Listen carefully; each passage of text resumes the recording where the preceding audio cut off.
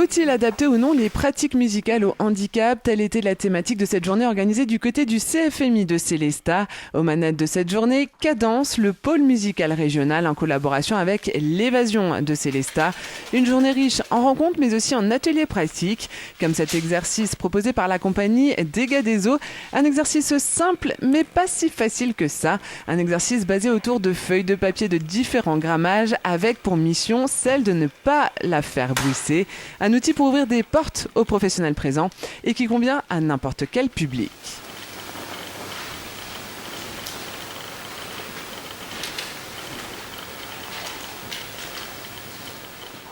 Et donc ça va tout de suite demander un certain engagement du corps, une attention particulière au silence, mais pas seulement au silence, à tout son corps et à tout l'environnement autour qui est constitué par un paysage humain et de feuilles. Peut-être avant de faire de la musique, il faut déjà se poser la question de qu'est-ce que c'est que l'écoute. Et quand on écoute mieux, on apprend à aussi mieux s'écouter et mieux s'entendre, à tous les sens du terme.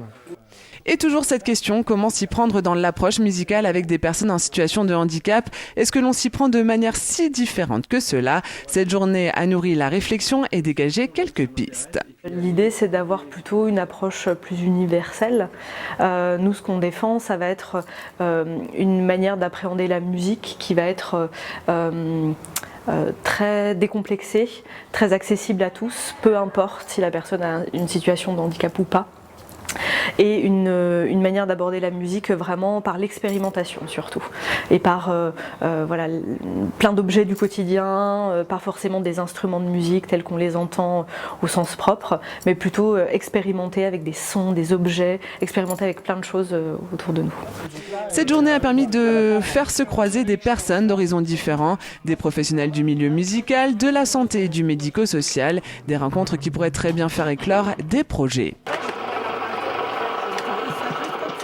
Ce qu'on en retient, moi j'ai pas de réponse toute faite, hein. On préfère poser des questions à Cadence plutôt que d'apporter des réponses et des méthodes toutes faites, mais ce qu'on en retient de tout cela, c'est que souvent quand on pense adaptation, on demande aux personnes en situation de handicap de s'adapter à des cadres qui sont des normes, qui sont les cadres entre guillemets de la normalité, là où aujourd'hui on aurait envie plutôt de déconstruire ces cadres et de se dire que les ateliers de pratique musicale, on s'adapte pour tous les publics et pour tous, et que c'est plutôt repenser ces cadres et repenser notre façon de rentrer en relation dans le travail musical.